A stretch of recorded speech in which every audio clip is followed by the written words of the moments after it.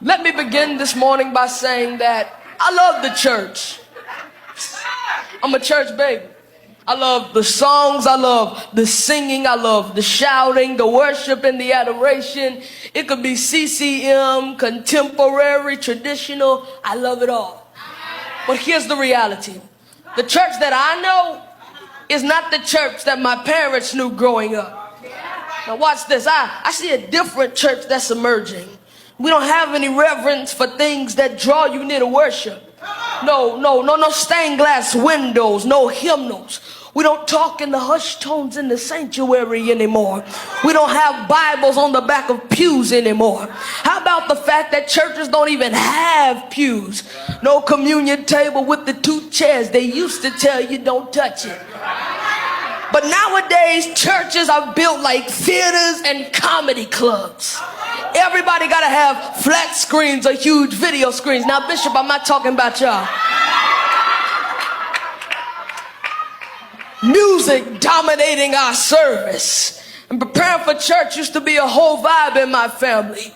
You know, getting your clothes dry clean, getting haircuts, getting your hair done at the beauty salon.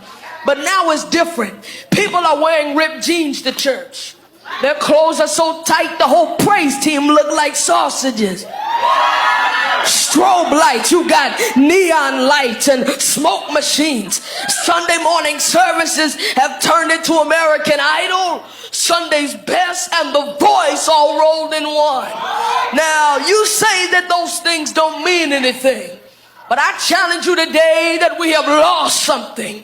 And with every technological gain and every attraction, we have lost a little more reverence for God's church. Can I preach to you in here? Now listen, there is a difference between a thermometer and a thermostat.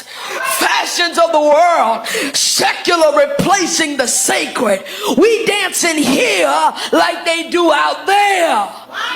Something's wrong with us when we let an artist who talks about stuffing scriptures in her private places be the featured psalmist or soundtrack artist in our church or family gatherings. The book of Malachi calls it polluted bread on the altar. Now, you can eat it, but it's poison. And the Bible says that there's a way that seemeth right unto a man, but the end of that way leads to destruction. And in the Old Testament, when the ark of the Lord was returning from exile, a man named Uzzah was killed because he tried to keep the ark from falling off a cart pulled by oxen. And week after week and Sunday after Sunday, we don't experience the glory in the church because the presence of the Lord is being pulled by people who live like animals, but they want to pull the cart. Now listen, we're good at performing. We're good at being hypocritical. Even the word hypocrite means actor. The problem with us is that we act just to keep people in the seats. We don't see the glory no more because we turned to tricks to keep the people coming into the church. Now listen, I'm just a young man, but I'm noticing that this is a strange time in the church. Everybody gets offended. Nobody likes to be corrected. Nobody reads their word anymore. Preachers are repeating YouTube sermons. The Bible is not the authority in these so-called Christian churches anymore. These so-called Christians are carrying crystals. They burn sage. They manifest it. They have spirit guides. And we are creating our own theology. And in the meantime, mosques and masjids are growing because somebody really wants a standard. And you got to give it up to the Muslims. They're giving up makeup. They're giving up flashy clothing. They'll stop eating pork. They'll even take off of work for a prayer meeting. And the problem with us is the church has become so preoccupied with accommodating the sinner that we have lost our standard. And the Bible says when there is no standard, the people cast off restraint. That means that we do anything. But here's the problem. When the church aligns itself and makes alliances with the world, she loses her innocence and becomes cheap. The church is losing the power of God. She does not have any powers from within to help the people live right. And the Christian church loses its power when we depart from God and we start relying on the worldly ideas. But we've got to remember that Jesus is the high priest, and only a virgin and pure church can become his bride. James 4 verse 4 says, do you not know that friendship with the world is enmity with God? So whoever therefore wants to be a friend of the world makes himself an enemy of God. Now make no mistake about it. The church don't belong to us. The church is Jesus' bride. She is the wife of Christ. And when we admire a man and when we respect him or appreciate him and reverence him, we are careful on what we say about his wife.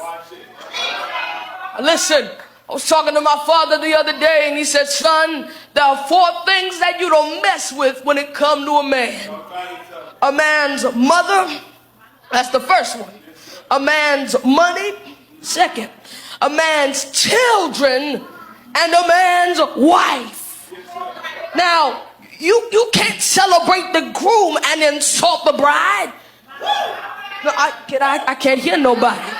You can't celebrate the groom and insult the bride. You've got to be careful on how you put your mouth on the church. People nowadays are running along and saying that the church is this or the church is that. But the funny thing is, it's not the unbeliever or the heathen who tear down the church as much as it is the fellow Christians who dump on the church.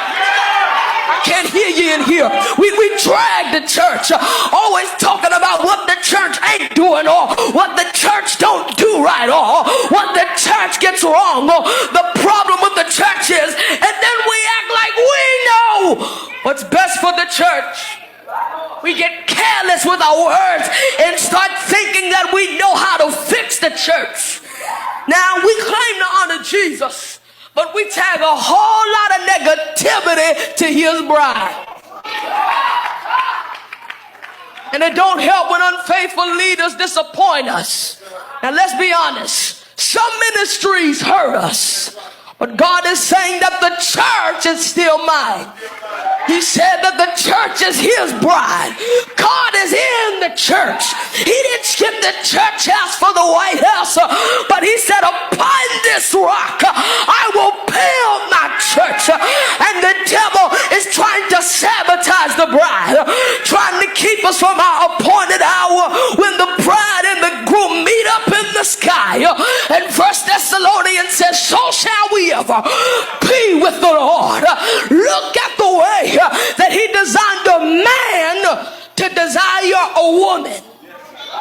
The bride ought to be completely in love with her groom. She lives for her groom. She desires only her groom. He has all of her heart and attention. She waits for him.